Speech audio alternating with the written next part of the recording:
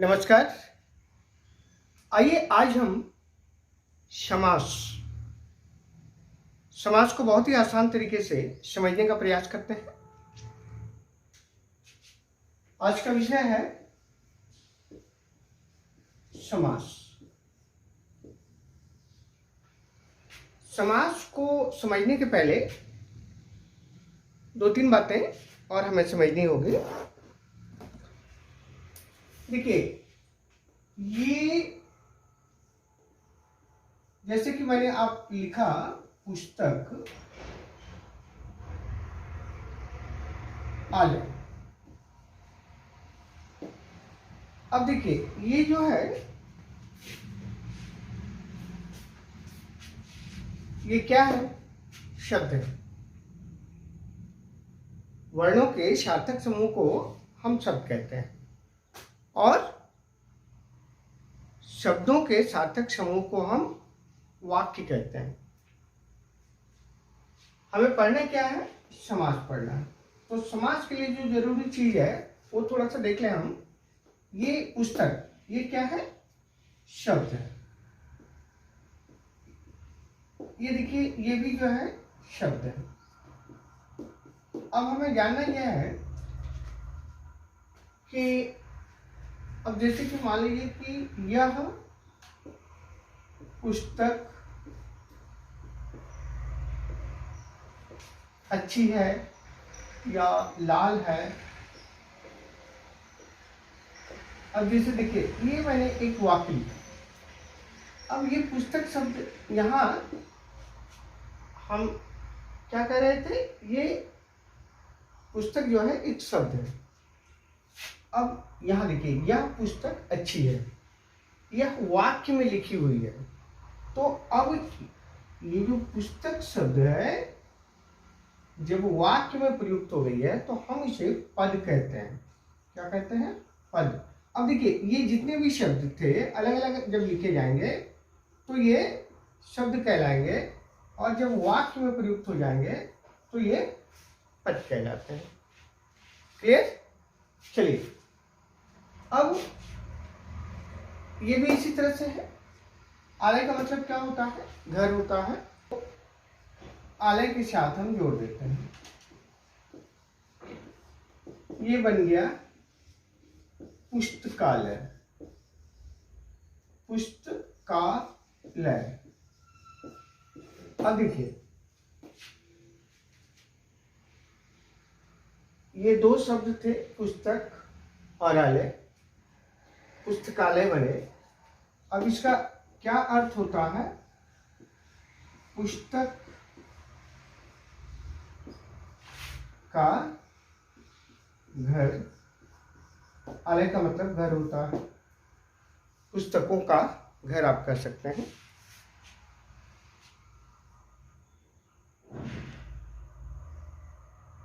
अब पुस्तक और आलय, ये जो दो शब्द हैं, तो दो शब्दों के मेल को, दो शब्दों के मेल से जो तीसरा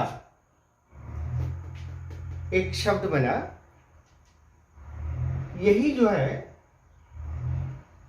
अब मिलकर एक नए शब्द बनने की जो प्रक्रिया है, इसी को हम लोग कहते हैं समास। और यह जो ये दो शब्द यहाँ देखिए, पुस्तक और आलय, जो दो शब्द हैं, इसे मिलकर जब पुस्तकालय बना तो ये हो गया समस्त पद। क्या कहलाता है ये? समस्त पद। देखिए, अब पुस्तक और यहीं पर है आलय। अब ये देखिए, ये पहला जो है ये कहलाएगा पूर्व पद और ये बाद वाला कहलाएगा उत्तर पद। मैं आपको पहले ही बता चुका हूं कि जो शब्द है वही पद भी कहलाते हैं। पद और शब्द में ज्यादा अंतर नहीं है, एक ही है। वाक्य में जब प्रयुक्त हो जाते हैं तो अब मतलब एक से अधिक शब्दों जब मिल जाते हैं तो वो पद कहलाते हैं। तो यहाँ पर ये हम इसको कहेंगे पूर्व पद, इसको कहेंगे उत्तर पद। अब ये देखिए, पुस्तकालय और उसके बाद हमने ये जो लिखा पुस्तक का आलय, जैसे कि राजपुत्र, और अब इसको ये समासिक पद है, अब इसको हम समास विग्रह करेंगे तो क्या लिखेंगे, राजा का पुत्र। अब यहां देखिए क्या हुआ,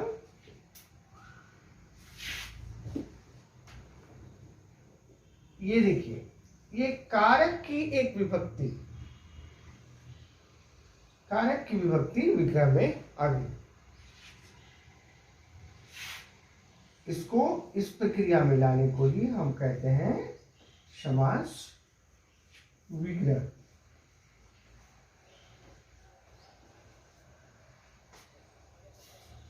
समस्त पद, ये देखिए पूर्व पद, उत्तर पद, समास विग्रह, ये सारी चीजों को हमने जान लिया। अब मैं आ रहा हूं सीधे समास के ऊपर। आज हम लोग समास पढ़ रहे हैं, और ये सबसे पहले हम देखें कि शब्द आखिर नए शब्दों को हम बनाते कैसे हैं।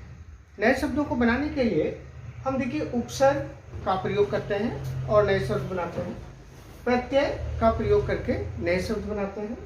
उसी तरह से हम समास यानी दो शब्दों को मिलाकर एक नया शब्द बनाते हैं, उसे समास कहते हैं। फिर संधि के माध्यम से भी हम नए शब्द बनाते हैं।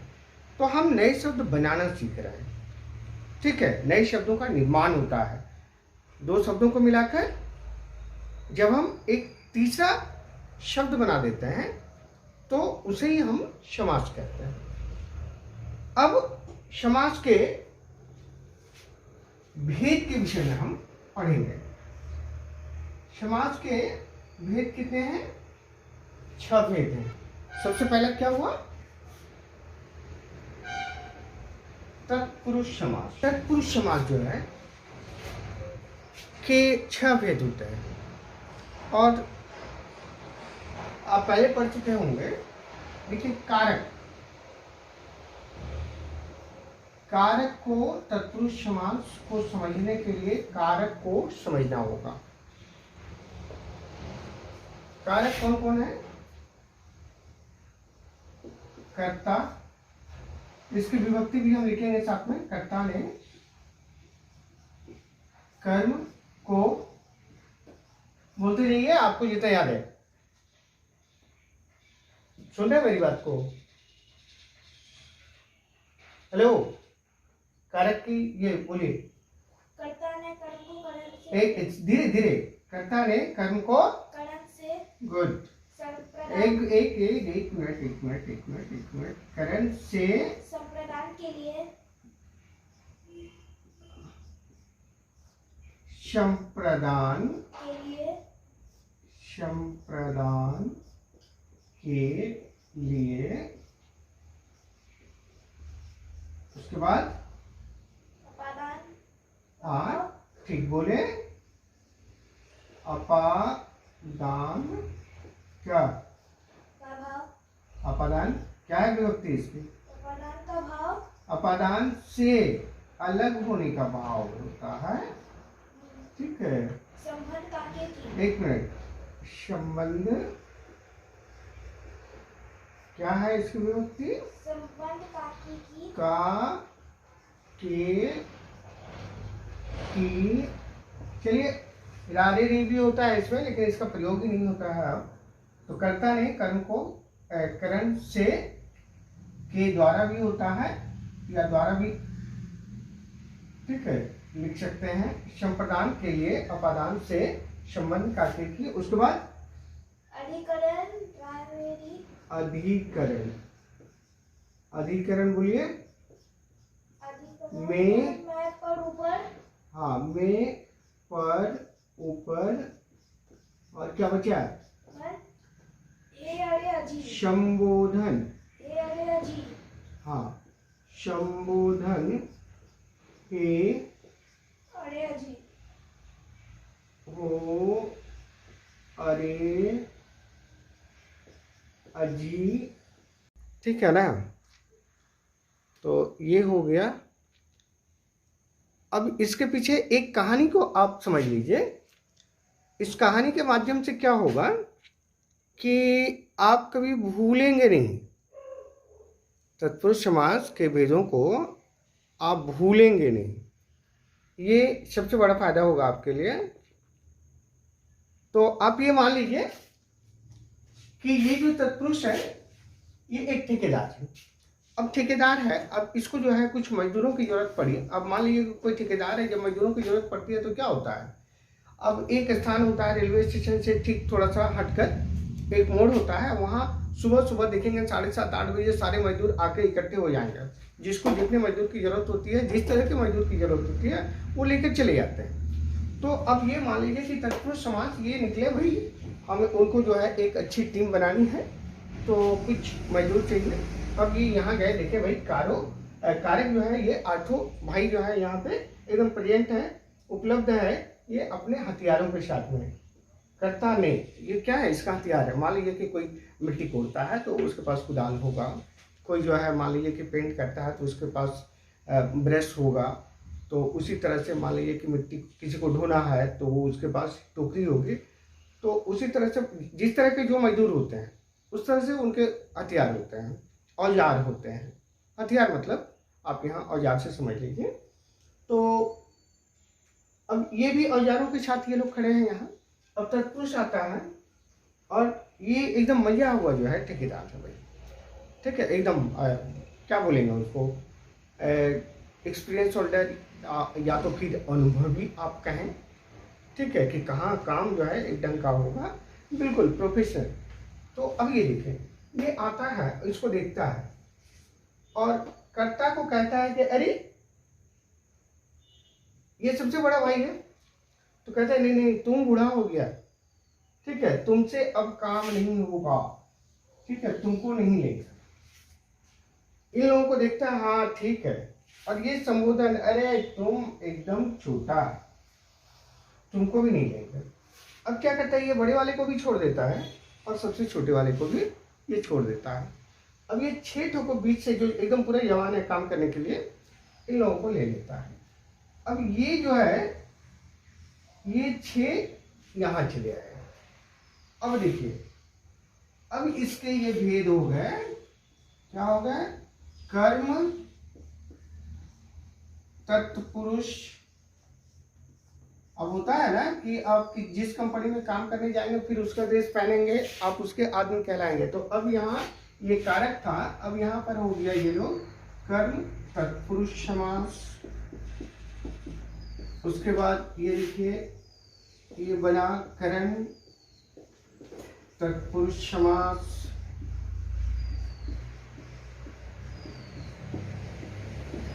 फिर उसी तरह से ये करण के बाद हो गया संप्रदान तत्पुरुष समास।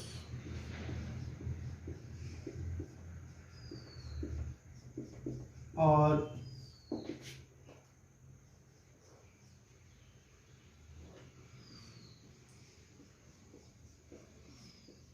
अपादान तत्पुरुष समास।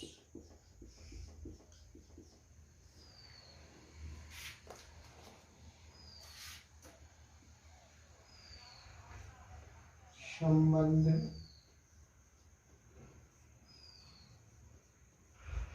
तत्पुरुष समास। उसके बाद अधिकरण।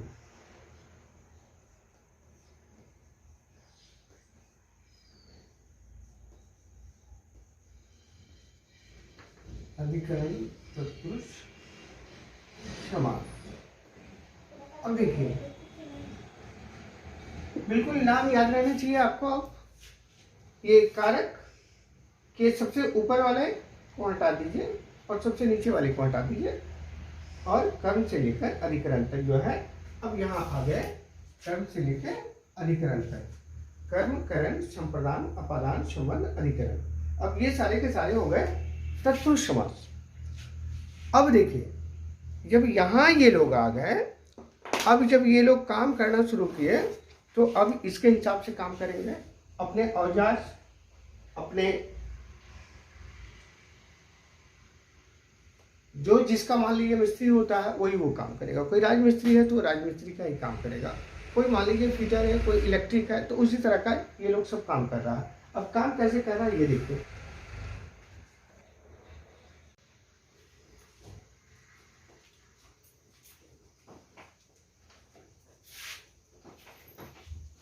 हाँ, तो तत्पुरुष समास के 6 भेद आपने देखा कि किस तरह से हुआ। कारक के जो 8 भेद होते हैं, सबसे ऊपर वाले भेद को हम हटा देंगे, कर्ता कारक को, और सबसे नीचे वाले कारक को भी हटा देंगे, क्या, संबोधन। और उसके बाद जो बचे वो हुआ कर्म, करण, संप्रदान, अपादान, संबंध, अधिकरण। तो ये 6 भेद जो है आ गए तत्पुरुष में, और ये तत्पुरुष समास बन गए, कर्म तत्पुरुष समास। अब कर्म की जो विभक्ति होती है क्या होती है, को होती है। तो उसी तरह से देखिए, जैसे जन प्रिय, जन को प्रिय, यश प्राप्त, यश को प्राप्त, ये देखिए को जो विभक्ति आ गई, ये स्पष्ट हो गया कि ये कर्म तत्पुरुष समास है। उसी तरह से देखिए करण तत्पुरुष समास, करण की क्या विभक्ति होती है, से होती है, द्वारा होती है। तो अब आंखों देखिए, आंखों से देखिए, देखिए आंखों से देखिए, आंख साथ में है। जैसे मैं कलम से लिख रहा हूं तो ये करण है, यहाँ पर कलम से, कलम साथ में है। और उसके बाद हम लोग थोड़ी देर में चलेंगे। देखिए अपादान को करण के बाद आप यहाँ पहले अपादान देखिए। पथ भ्रष्ट, अपादान की जो विभक्ति होती है से ही होती है, और लेकिन वहां पर अलग होने का भाव होता है। तो अपादान में देखिए पथ भ्रष्ट, पथ से भ्रष्ट यानी पथ से अलग हो रहा हुआ, देश निकाला, देश से निकाला यानी देश से भी अलग हो रहा है। तो यहाँ पर जब अलग होने का भाव हो रहा है तो ये अपादान तत्पुरुष समास हो जा रहा है।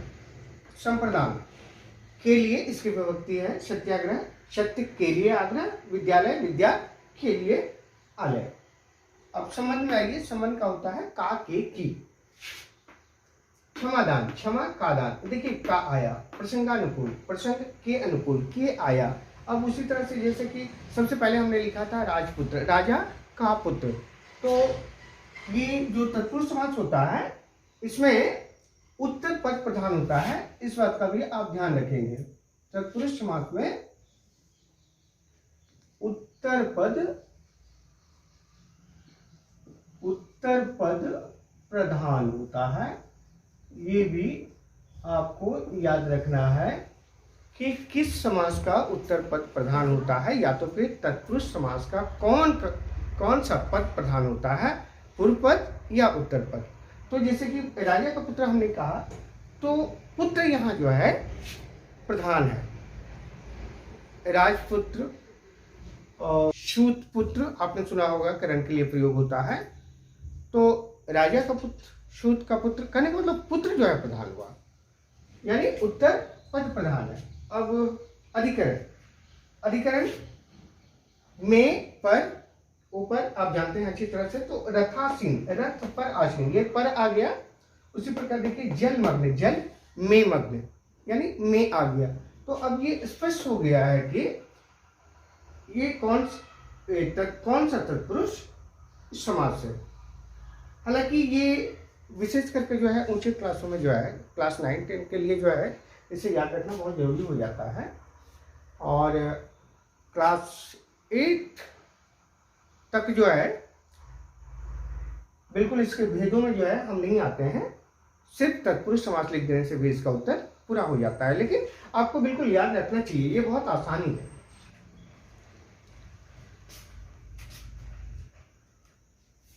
आइए समास के दूसरे भेद को समझते हैं। और समास का दूसरा भेद हमने बहुत ही आसान भेद लिया है। तत्पुरुष समास के बाद आप किसी भी समास को आगे पीछे रख सकते हैं, उससे कोई आपको कभी परेशानी नहीं होगी। तो ये हमने लिया द्वंद्व समास। देखिए सबसे पहला चीज, द्वंद्व को इस तरह से भी हम लिख सकते हैं।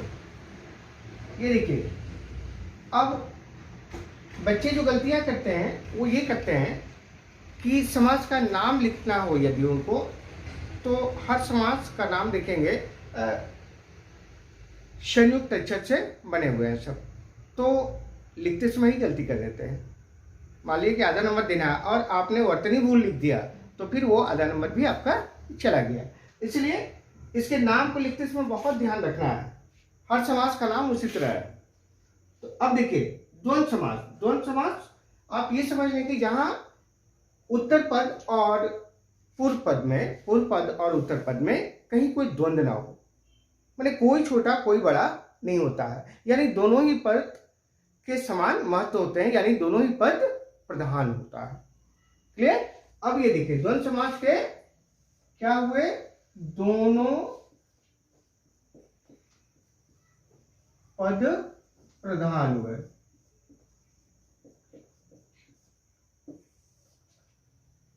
अब जैसे देखिए माता पिता। अब माता और पिता, छोटे छोटे बच्चों से कोई प्रश्न कर देता है कभी कभी कि भाई तुम्हें कौन ज्यादा मानता है, तुम्हारी मम्मी या पापा? अब बताइए, बच्चे इतने कंफ्यूज हो जाते हैं इसका उत्तर देने में। अरे भाई ऐसा है ही नहीं, इसका उत्तर सिर्फ एक ही है कि हमको दोनों जो है एक ही तरह प्यार करते हैं।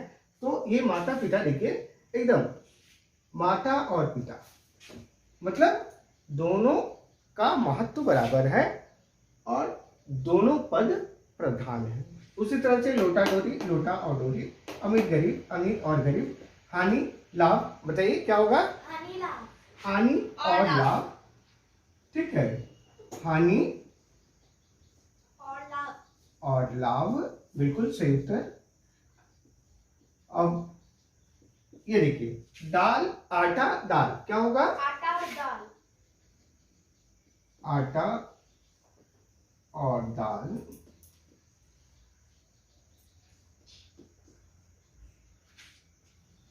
स्त्री पुरुष, स्त्री और पुरुष। गुड।